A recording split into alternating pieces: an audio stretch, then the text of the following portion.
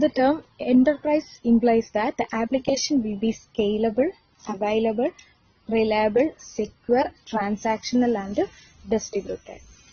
അതായത് എന്റർപ്രൈസ് എന്നുള്ള ടേം കൊണ്ട് എന്താണ് ഉദ്ദേശിക്കുന്നത്? ആപ്ലിക്കേഷന് ഈ പറയുന്ന ഫോളോയിങ് ക്വാളിറ്റീസ് ഒക്കെ ഉണ്ടായിരിക്കണം അല്ലെ? ഒരു എന്റർപ്രൈസ് ആപ്ലിക്കേഷൻ, ഒരു ബിസിനസ് ആപ്ലിക്കേഷന് ഈ പറയുന്ന എല്ലാ ഫോളോയിങ് ക്വാളിറ്റീസും ഉണ്ടായിരിക്കും. അപ്പൊ അങ്ങനെയുള്ള ക്വാളിറ്റീസിനെ പ്രൊവൈഡ് ചെയ്യണമെങ്കിൽ to provide this, the enterprise application requires access to a variety of infrastructure services.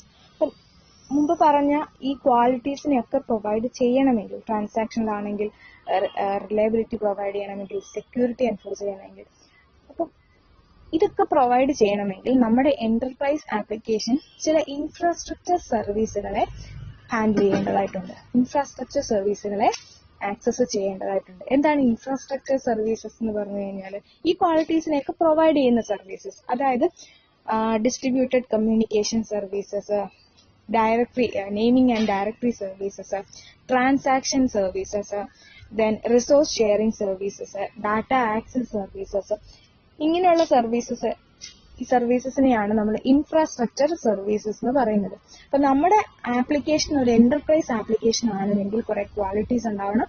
ഈ ക്വാളിറ്റീസ് ഒക്കെ അച്ചീവ് ചെയ്യണമെങ്കിൽ നമ്മൾ ഇങ്ങനെയുള്ള കുറച്ച് ഇൻഫ്രാസ്ട്രക്ചർ സർവീസുകളെ ആക്സസ് ചെയ്യേണ്ടതായിട്ടുണ്ട്, ആപ്ലിക്കേഷൻ ആക്സസ് ചെയ്യേണ്ടതായിട്ടുണ്ട്.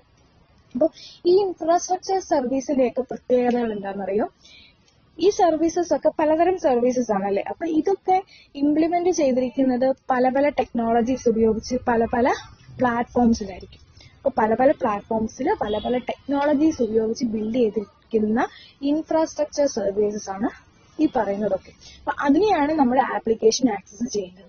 അപ്പൊ നമ്മുടെ ആപ്ലിക്കേഷൻ പോർട്ടബിൾ ആയിരിക്കണം. അതായത് ഇങ്ങനെയുള്ള പലതരത്തിലുള്ള സർവീസസിനെ, പല ടെക്നോളജി യൂസ് ചെയ്യുന്ന സർവീസസിനെ ആക്സസ് ചെയ്യാൻ പറ്റുന്നതിനാണ് പോർട്ടബിൾ എന്ന് പറയുന്നത്. അപ്പൊ നമ്മുടെ ആപ്ലിക്കേഷൻ എന്തായിരിക്കണം? നമ്മുടെ എന്റർപ്രൈസ് ആപ്ലിക്കേഷൻ പോർട്ടബിൾ ആയിരിക്കണം ഇതിനെയൊക്കെ ആക്സസ് ചെയ്യണമെങ്കിൽ.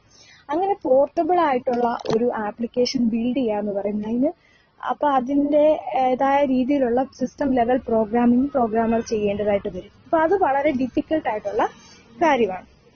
Then J2EE APIs provide a common interface that supply easy access to these underlying infrastructure services regardless of their actual implementation. J2EE ലൈനുള്ള സൊല്യൂഷൻ ഉണ്ട്. ഈ ഇൻഫ്രാസ്ട്രക്ചർ സർവീസിനെയൊക്കെ ഈസി ആയിട്ട് ആക്സസ് ചെയ്യാനുള്ള solution J2EE application programming interfaces provide ചെയ്യുന്നുണ്ട്. എങ്ങനെയാണ്? കുറച്ച് common interfaces ഉണ്ട്. ആ കോമൺ ഇന്റർഫേസിലൂടെ ഈ ഇൻഫ്രാസ്ട്രക്ചർ സർവീസുകളെയൊക്കെ ഈസി ആയിട്ട് ആക്സസ് ചെയ്യാൻ പറ്റും, റിഗാർഡ്ലെസ് ഓഫ് ദെയർ ഇംപ്ലിമെന്റേഷൻ. അത് ഏത് ടെക്നോളജി യൂസ് ചെയ്തിട്ട് അല്ലെങ്കിൽ ഏത് പ്ലാറ്റ്ഫോമിൽ ബിൽഡ് ചെയ്തു എന്നൊന്നും നോക്കാതെ അതിനെ ഈസി ആയിട്ട് ആക്സസ് ചെയ്യാനുള്ള ഒരു common interface Java APIs provide ചെയ്യുന്നുണ്ട്. Although Java code runs in a Java virtual machine, server components often require additional services that are not supplied directly by JVM. അതായത് നമ്മുടെ ഈ കോഡ് റൺ ചെയ്യുന്നത് server സൈഡിലാണ് അല്ലെ. Server side component ടെക്നോളജിയാണിത്. അപ്പോൾ server സൈഡിലാണ് ഈ കോഡ് റൺ ചെയ്യുന്നത്. ദെൻ ജാവ വിർച്വൽ മെഷീൻ ഉള്ള സിസ്റ്റത്തിലാണ് റൺ ചെയ്യുന്നത്. നമ്മൾ ഓൾറെഡി കണ്ടിട്ടുണ്ട്, പണ്ടൊക്കെ പഠിച്ചിട്ടുണ്ട്. ജാവ എന്ന് പറയുന്നത് പ്ലാറ്റ്ഫോം ഇൻഡിപെൻഡന്റ് ആണ്. എന്തുകൊണ്ടാണ് ജാവ പ്ലാറ്റ്ഫോം ഇൻഡിപെൻഡന്റ് എന്ന് പറയുന്നത്? ജാവ വിർച്വൽ മെഷീൻ അല്ലെ. അതായത് റൈറ്റ് വൺസ് റൺ എനിവെയർ. അതായത് ജാവ വിർച്വൽ മെഷീൻ സപ്പോർട്ട് ചെയ്യുന്ന ഏതൊരു സിസ്റ്റത്തിലും നമുക്ക് കോഡിനെ റൺ ചെയ്യാനായിട്ട് പറ്റും. ഓക്കെ. പക്ഷെ ഇവിടെ ജാവ വിർച്വൽ മെഷീൻ സപ്പോർട്ട് ചെയ്യാത്ത ചില സർവീസസ് ഉണ്ട്.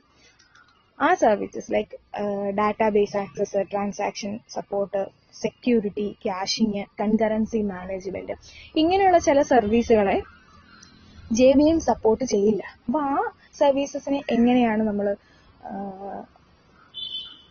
ആക്സസ് ചെയ്യുന്നത്? These services can be supplied by either by a proprietary application server or a distributed object infrastructure. അപ്പൊ ഇങ്ങനെയുള്ള സർവീസുകളെ ട്രഡീഷണലി എങ്ങനെയാ പ്രൊവൈഡ് ചെയ്തുകൊണ്ടിരുന്നത് ആപ്ലിക്കേഷന്?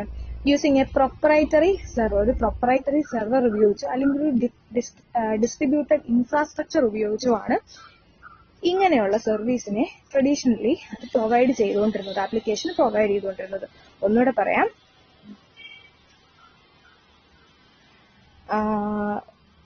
നമ്മുടെ കോഡ് സെർവർ സൈഡിൽ റൺ ചെയ്യുന്നത് ഒരു ജാവ വിർച്വൽ മെഷീൻ സപ്പോർട്ടഡ് ആയിട്ടുള്ള സിസ്റ്റത്തിലായിരിക്കും. പക്ഷേ ജാവ വിർച്വൽ മെഷീൻ സപ്പോർട്ട് ചെയ്യാത്ത ചില സർവീസസ് ഉണ്ട്, ലൈക്ക് ഡാറ്റാബേസ് ആക്സസ് പോലെയുള്ള services.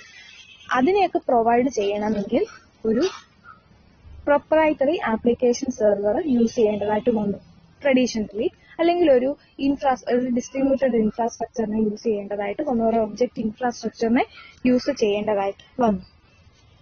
The minimum requirements that a programmer needs from the application server have been standardized. അതിനുശേഷം ഒരു പ്രോഗ്രാമർ ഒരു ബിസിനസ് ആപ്ലിക്കേഷൻ ഡെവലപ്പ് ചെയ്യുന്ന പ്രോഗ്രാമർക്ക് വേണ്ട മിനിമം ചില റിക്വയർമെന്റ്സ് ഉണ്ട് അല്ലെ. ഇങ്ങനെയുള്ള ട്രാൻസാക്ഷൻ സപ്പോർട്ട്, സെക്യൂരിറ്റി പ്രൊവൈഡ് ചെയ്യാനുള്ള സൊല്യൂഷൻസ്, അങ്ങനെയുള്ള കുറെ കാര്യങ്ങൾ. അതൊക്കെ കോമൺ കൺസേൺ ആണ് അല്ലെ. എപ്പോഴും ഒരു ബിസിനസ് ആപ്ലിക്കേഷൻ ഡെവലപ്പ് ചെയ്യേണ്ടി വന്നാലും അല്ലെങ്കിൽ ഏതൊരു ബിസിനസ് ആപ്ലിക്കേഷൻ എടുത്താലും അതിലൊക്കെ ഉണ്ടാകുന്ന കോമൺ കൺസേൺസ് ആണ് ഇതൊക്കെ. ട്രാൻസാക്ഷൻ മാനേജ്മെന്റും സെക്യൂരിറ്റി പ്രൊവൈഡ് ചെയ്യാന്നുള്ളതും അവൈലബിലിറ്റി പ്രൊവൈഡ് ചെയ്യാന്നുള്ളതും റിലയബിലിറ്റി പ്രൊവൈഡ് ചെയ്യാന്നുള്ളതും ഒക്കെ കോമൺ കൺസേൺ ആണ്. അപ്പൊ ഈ കോമൺ കൺസേൺസിനെയൊക്കെ സോൾവ് ചെയ്യാന്നുള്ളത് ഒരു റിക്വയർമെന്റ് ആണ് അല്ലെ. അപ്പൊ ഒരു പ്രോഗ്രാമറിന്റെ റിക്വയർമെന്റ് ആണ്, അതൊരു മിനിമം റിക്വയർമെന്റ് ആണ്. ആ മിനിമം റിക്വയർമെന്റ് പ്ലസ് പിന്നെ പ്രോഗ്രാമർ ആപ്ലിക്കേഷൻ സ്പെസിഫിക് ആയിട്ട് ചെയ്യുന്ന ബിസിനസ് ലോജിക് ഉണ്ട്, അത് വേറെ. ഇവിടെ പറയുന്നത് മിനിമം റിക്വയർമെന്റ്സ് ആണ്. ഏതൊരു ബിസിനസ് ആപ്ലിക്കേഷൻ ഡെവലപ്പ് ചെയ്യാൻ വരുന്ന പ്രോഗ്രാമറിന് പ്രൊവൈഡ് ചെയ്യേണ്ട കുറച്ച് മിനിമം റിക്വയർമെന്റ്സ് ഉണ്ട്, ഇതുപോലെയുള്ള കുറച്ച് ഫെസിലിറ്റീസ്. അതിനെയൊക്കെ സ്റ്റാൻഡർഡൈസ് ചെയ്തു. അതാണ് EJBയിൽ ചെയ്തത്. അപ്പൊ EJBയിൽ എന്താ ചെയ്തത്? ഏതൊരു ബിസിനസ് ആപ്ലിക്കേഷൻ ഡെവലപ്പ് ചെയ്യാൻ വരുന്ന പ്രോഗ്രാമറിനും വേണ്ട കുറച്ച് റിക്വയർമെന്റ്സ് ഉണ്ട്, മിനിമം റിക്വയർമെന്റ്സ്. അതായത് ഇങ്ങനെയുള്ള കുറെ ഫെസിലിറ്റീസ് ആപ്ലിക്കേഷന് പ്രൊവൈഡ് ചെയ്യാനുള്ള കുറെ റിക്വയർമെന്റ്സ്. ആ റിക്വയർമെന്റ്സിനെയൊക്കെ സ്റ്റാൻഡർഡൈസ് ചെയ്തു. ദെൻ അതൊക്കെ EJBയിൽ പ്രൊവൈഡ് ചെയ്തു.